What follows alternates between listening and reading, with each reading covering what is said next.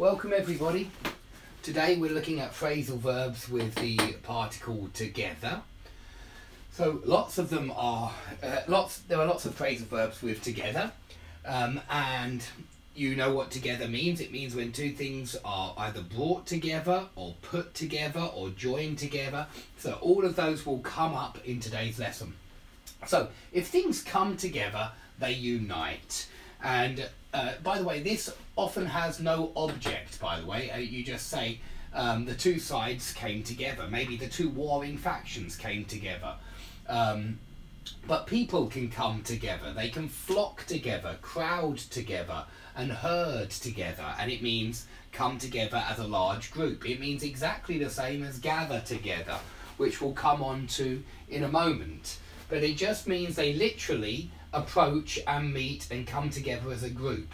It could also be used metaphorically like unite, but it often means just gather together as a group.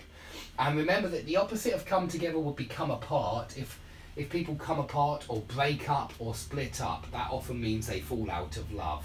And that's another way of understanding. When people come together, sometimes they get married, but they don't have to. People can come together for other reasons, because it literally just means come together. Now, different sides can band together, and usually this one means ally, which is an alliance is when you stand together, you remain allies, especially in politics, especially in difficult times. If two different countries stand together, they are allies, and it means they are sticking together. But we would use this stick together more often for friends rather than politics. And when you stick together with a friend, you look out for each other. You make sure that nothing terrible happens to each other. You stay close to each other and you look out for each other. You watch out for each other, make sure that you're both safe. So if you band together, you ally, just like stick together or stand together. Basically, you're staying together or keeping together. So a lot of these phrasal verbs are literally, they're what you expect them to mean. But you can also bring two people together, or love could bring two people together. Passion could draw two people together, which is exactly the same as bring together. Brings two people together and draw two people together. But two people come together, and people band together, or groups band together. So you can see that these have no object, but this one you have the object in the middle. Bring two people together, draw two people together. But if you are in charge of rounding people up, you gather them together. So gather people together is exactly the same as round up some people. Maybe you need to rope some people in for your football team, so you round up 3 or 4 friends, you gather them together, and you ask them if they would like to join your team. So arrange or assemble in one place. And yet, gather together can mean exactly the same as come together. If it loses its object in the middle, it becomes exactly the same as come together. Okay, if you get together with a friend, you just meet. It may be romantic, it might not be. And you can get things together, also arrange them or assemble them. This assemble, in particular, you ought to use put something together. I mean, maybe you've got to assemble a piece of IKEA furniture when it arrives. We would use then put it together. We're going to come on to that one in a moment. So very often, you might even say, I needed to get some stuff together. It means then arrange it. I think very often we'd use this for packing. I need to get my things together and go. I need to pack my stuff. That means I need to get my things together, get my stuff in my suitcase, arrange it all. By the way, arrange has got 2 R's. I do make spelling mistakes sometimes. And yeah, get it together, get it all packed. Now, if you hold yourself together, you maintain emotional composure. So you choke back the tears. You don't let yourself get carried away. You hold back your emotions. So hold yourself together. It's a good thing, it's positive, and it means you don't get too emotional. You don't let your emotions take over. You don't let them get the better of you. You don't suddenly lose control of yourself. And if you want to tell someone else to not lose control of themselves, you'd say pull yourself together. And it means don't let yourself get carried away. Don't lose control of your emotions. Keep it together. So all of these can mean maintain emotional composure in some kind of way, and get a hold of yourself would be another way of saying that. Okay, if you throw something together or knock something together, it means assemble it quickly, put it together quickly. So if you perhaps, not sure how we would use this really, but maybe you want your kids to have a go-kart, and so you knock a little go-kart together one afternoon with some wood and some wheels. You knock it together, you throw it together. It means assemble quickly, and often not with the highest quality resources and not with much time maybe. Yeah, it's quick. So you knock it together with what you've got. You throw it together. And this is very similar to knock something up. That would be another phrasal verb which means exactly the same as knock something together. Knock a go-kart up, knock a go-kart together. And if the go-kart is broken, then you need to patch it up or patch it together. You need to repair it. So if you patch something together, you repair it. Okay, I've already said that if you stand together, you remain allies. Sorry, got to keep an eye on the time because I've got a lesson in a moment. If you stand together, it means you say that you and another country perhaps, or you and another group of people maybe, that you remain allies. So it means that you're united. You stand together as allies, perhaps against a common foe, very often against a common enemy, a common foe. And so it really is about alliances here.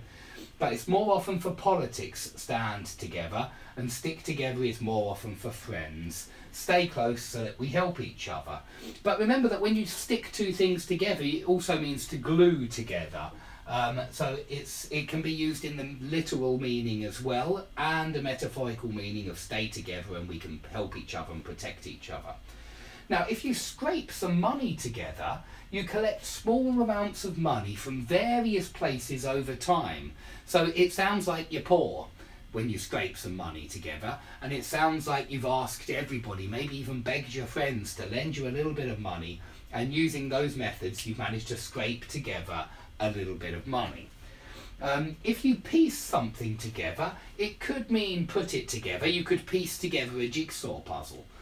But it also has a metaphorical meaning where a detective must piece together the evidence so that he can build an idea of what actually happened on the night of the murder. So it's reconstruct an event based on evidence. You piece the evidence together. It's very often used like that. Police have to piece the evidence together, lawyers have to do it. And so it really does mean use your deductive powers to understand what took place based on evidence. Now, if you lump things together, it means you treat two completely different things as if they were the same. So people often lump turtles and tortoises together. They're not actually the same kind of thing. They're not the same species, they're not the same animal, although they're very closely related. Turtles live in the water, tortoises live on the land. And so you shouldn't lump tortoises and turtles together. They are actually two different things. So I hope you understand the sense of that one. If you lash something together, you join it together with pieces of rope. You could lash together a raft if the raft were connected with pieces of rope. But you could lash together anything which you tie together, very similar to tie something together. In fact, I ought to put that one down as well. Tie two things together. Tie something together, lash something together. Okay, you can fit something together, join something together, and you can only do that if they go together, no object. Yeah, if the two pieces of the jigsaw puzzle go together, then you can fit them together, you can join them together, you can piece them together. But only if they go together. If they don't go together, you've got to find a different place in the jigsaw puzzle. So put something together. Remember, the opposite is take apart. Take apart, put together. And if you cobble something together, it's the same as put something together, but it means improvised.